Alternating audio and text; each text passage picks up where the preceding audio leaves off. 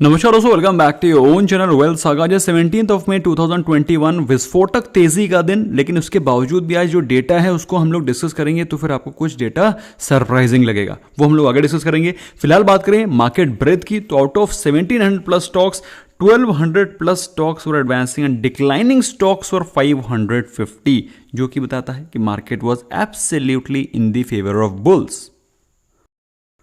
और इंडेक्स में देखेंगे दोस्तों तो स्मॉल कैप के तरीके भाग रहा था। आज निफ्टी बैंक 4% से भी ज्यादा की तेजी। अगर बात करें निफ्टी 50 की तो 1.5% करीब 250 पॉइंट्स की तेजी रही निफ्टी 50 में। सेंसेक्स में मोर देन 800 पॉइंट्स तेजी। इसके अलावा मिड कैप और स्मॉल कैप इंडाइसेस में भी अच्छी खासी बाइंग दिखाई पड़ी। लेकिन दोस्तों डेटा अगर हम लोग इंडियन मार्केट्स के अलावा देखें तो सरप्राइजिंग है। उनमें से सबसे पहला डेटा है ग्लोबल मार्केट्स का। ऑल्दो इंडियन मार्केट्स में शानदार तेजी रही, लेकिन अगर आप ग्लोबल मार्केट्स को देखते हैं तो ग्लोबल मार्केट्स में आपको ये तेजी रिफ्लेक्ट नहीं हो रही। इसका मतलब क्या है? अभी क्या था कि ग्लोबल मार्केट्स में आपको गिरावट नहीं दिखाई पड़ रही थी, इंडिया में आपको गिरावट दिखाई पड़ रही थी because of rising Covid cases. अभी क्या हो रहा है? ऑन दी कॉन्ट्ररी, ये जितने भी शॉर्ट पोजीशन है सारी की सारी कवर की जा रही है, क्योंकि इंडिया की पोजीशन धीरे धीरे it is getting improved. The covid cases are also falling. लेकिन दोस्तों आगे भी कुछ चीजें हैं जो कि हम लोग डिस्कस करेंगे। फिलहाल यूरोपियन मार्केट्स में आपको वीकनेस दिखाई पड़ रही है as compare to Indian market. Basically global markets में कोई भी तेजी दिखाई नहीं पड़ रही है।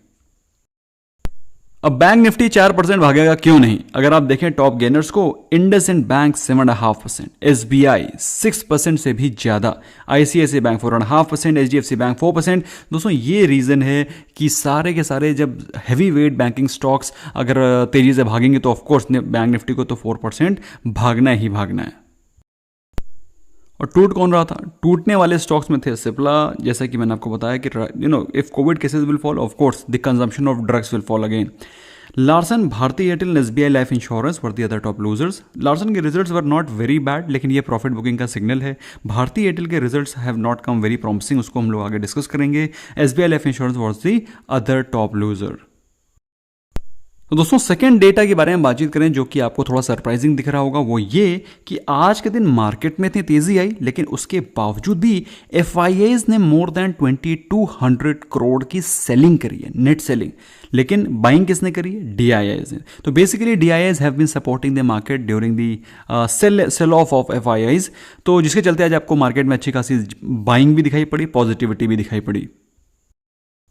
दोस्तों अगर आप चार्ट पे देखेंगे तो फिर आपको समझ में आएगा निफ्टी 50 जो कि बहुत समय से एक चैनल में चल रहा है और उसने आज तोड़ने की कोशिश करी, एक इस अपनी जो रेंज है उसको ब्रेकआउट करने की कोशिश करी। लेकिन दोस्तों इसका एक बहुत ही स्ट्रॉन्ग रेजिस्टेंस है, वो है 15,000। Until this breaks, you cannot call it a breakout. It is just an attempt of breakout. एक breakout का attempt है, जब तक कि कंफर्मेशन मिल नहीं जाता, क्योंकि पहले भी 15,000 के लेवल पर काफ़ी बार निफ्टी 50 ने ट्राई किया है, लेकिन अल्टीमेटली 15,000 के लेवल से वो ब्रेकआउट, फॉल्स ब्रेकआउट होने के नाते नीचे आ गया है। So you have to watch out for 15,000 levels to breakout decisively. उसके बाद ही कोई आप बहुत तगड़ा लॉन्ग पोजीशन अगर बनाना चाहते हैं तो उसके बाद ही बनाएं। अदरवाइज मार्केट में स्ट्रेंथ दिखाई पड़ रही है, कल के दिन भी हो सकता है मार्केट में पॉजिटिव मोमेंटम कंटिन्यू रहे।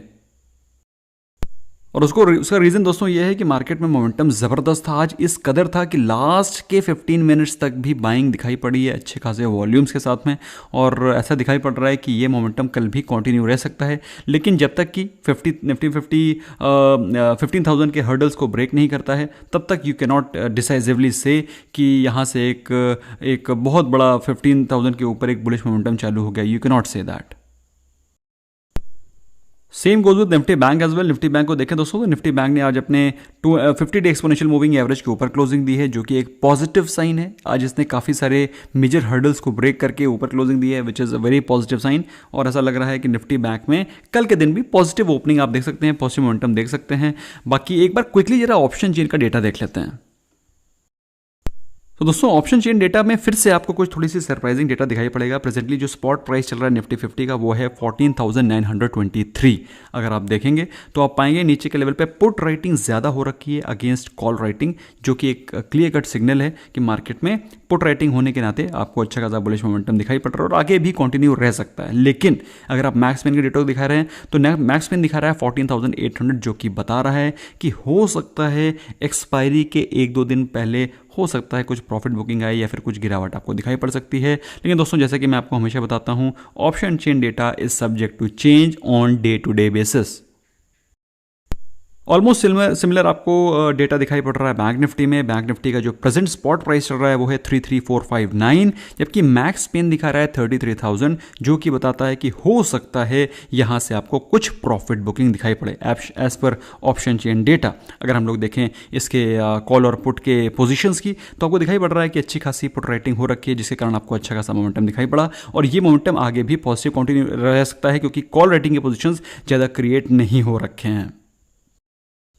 तो दोस्तों हम लोग को होलिस्टिक पिक्चर रखनी चाहिए, सारी चीज़ों के बारे में हमें एक ब्रॉड इन्फॉर्मेशन रखनी चाहिए कि आज की तेज़ी में भी एफआईआईज ने सेलिंग ही करी है। तो दोस्तों these things which you need to keep at the back of your mind. फिलहाल बात करें हम लोग आज के कुछ इंपॉर्टेंट न्यूज़ की, तो गुड न्यूज़ ये है दोस्तों कि जो WPI इन्फ्लेशन आया है, वैसे देखा जाए तो ये न्यूज़ गलत भी है, ख़राब भी है, लेकिन सबसे इंपॉर्टेंट न्यूज़ है, इसलिए सबसे पहले डिस्कस करना पड़ेगा। WPI इन्फ्लेशन आया है 10.49%, जो कि मार्च के कंपैरिजन, दैट इज पिछले महीने के कंपैरिजन से 7.39% ऊपर है, और पिछले साल के कंपैरिजन से कम है 1.57%। तो पिछले साल के कंपैरिजन से कम है, this is a good news. बाकी बैड न्यूज़ तो यही है कि पिछले महीने से ज़्यादा है। इसके अलावा दोस्तों जो लोग HCL टेक्नोलॉजीज़ के शेयर होल्डर हैं, उनके लिए अच्छी न्यूज़ ये है कि HCL टेक्नोलॉजी वहाँ पर एक्सपेंशन प्लान जारी रखे हुए है, और उसने 1000 IT एम्प्लॉयज़ को एम्प्लॉय किया है for extending this support to its clients in UK। अच्छा, Q4 के रिजल्ट्स के बारे में बातचीत करें। भारतीय एयरटेल के रिजल्ट्स आए हैं, net profit is down 11%। Very मतलब मेरे हिसाब से तो ज़्यादा इंकरेजिंग रिजल्ट्स नहीं है। कल के दिन भी जैसे कि आज आपको वीकनेस दिखाई पड़ रही थी, इसमें हो सकता है कल भी आपको वीकनेस दिखाई पड़े। भारतीय एयरटेल में 11% का प्रॉफिट में ड्रॉप आया है। भारतीय एयरटेल के अगर average revenue per user, ARPU जिसको बोलते हैं, एवरेज रेवेन्यू पर यूज़र, वो 12.6% डाउन है, जबकि भारतीय एयरटेल के पैक महंगे हैं, सारी चीज़ें महंगी हैं, सबसे कॉस्टलीस्ट तो इनके पैक रहते हैं, उसके बावजूद भी इनकी average revenue per user drop हो रही है, surprising, due to IUC impact, inter usage charges बोलते हैं। भाई अगर आप इसको एयरटेल से जियो में कॉल करते हैं तो कुछ पैसे जनरेट होते हैं, एयरटेल को दो ज़्यादा एंटर यूसेज इम्पैक्ट चार्जेस लगते हैं। फिलहाल दोस्तों उसमें हम लोग डीप में नहीं जाएंगे, अदरवाइज यही एक पूरा वीडियो बन जाएगा इसमें। तो कुल मिलाकर के जो नंबर हैं वो ये हैं कि एवरेज रेवेन्यू गिर रहा है, नेट प्रॉफिट में भी गिरावट है, जो कि एक अच्छा साइन नहीं है। शक्ति पंप के बारे में बात करें तो नेट प्रॉफिट आया है 30 crore as against 6 crore loss last year, तो ज़बरदस्त जंप दिखाई पड़ रही है प्रॉफिटेबिलिटी में, और रेवेन्यू भी 240% ऊपर है, बहुत बढ़िया, मुबारक हो। कोलगेट का नेट प्रॉफिट इज अप 55%, 55% की प्रॉफिटेबिलिटी, मतलब देख रहे हैं आप कितना आपका जो मंजन है, the toothpaste which you are using, they are getting generating profit of 55%, very nice. Revenue के बारे में बात करें 20% का जंप। इसीलिए दोस्तों कहता हूँ FMCG के प्रोडक्ट्स में इन्वेस्ट किया करो, क्योंकि उसमें उनके हाथ में है प्राइस। कल को जो कोलगेट आप खरीदने जा रहे हैं 50 रुपए का, वो अगर 60 रुपए का मिलेगा तो भी आप खरीदेंगे, क्योंकि you cannot stay at home without brushing your teeth, right. इसके अलावा दोस्तों वॉल्यूम्स के बारे में बात करें, वॉल्यूम्स में भी इंप्रूवमेंट है, नॉट वेरी मच, क्योंकि जैसा कि आपको मालूम है आप ब्रश है दिन में 2 ही बार करेंगे, दिन में 4 बार तो ब्रश करेंगे नहीं, और पेस्ट भी उतना ही लगाएंगे जितना लगाया जाता है।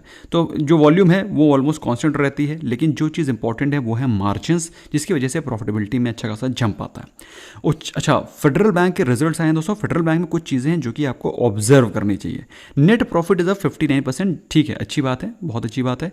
Net interest income NII is up 17%, वो भी बहुत अच्छी बात है। लेकिन दोस्तों जो चीज़ हमको देखनी होती है बैंकिंग स्टॉक में, वो होता है उसका एसेट, दैट इज कितने NPA वगैरह इन्होंने क्रिएट करके बैठे हुए हैं। तो gross NPA is up 3.41% from 2.71%, मतलब पिछले क्वार्टर से जो एसेट क्वालिटी है वो डेटीरियोरेट हुई है। अगर हम लोग बात करें नेट प्रॉफिटेबिलिटी की, तो net profit is up 1.19% from 0.60%, that's okay. Provision is down 42%, जो कि एक पॉजिटिव न्यूज़ है। तो अगर हम लोग एसेट के फ्रंट को हटा दें तो ब्रॉडली रिजल्ट्स आर ओके, लेकिन एसेट्स का खराब होना बैंक के लिए सबसे बड़ा डिसअपॉइंटमेंट होता है। GNFC के रिजल्ट्स आए दोस्तों, बहुत ही शानदार रिजल्ट्स हैं। Net profit is 29% up, revenues up 29% up, EBITDA is 189% up, margin 27% versus 12%, बहुत ही शानदार। इसके अलावा 8 रुपीज़ पर शेयर का डिविडेंड भी मिला है। तो इसका मतलब ये नहीं है कि आप इसको बाय करने लगे निवेशित हैं तो होल्ड करिए, अदरवाइज फ्रेश बाय करने के लिए मेरे हिसाब से आपको सोचना पड़ेगा।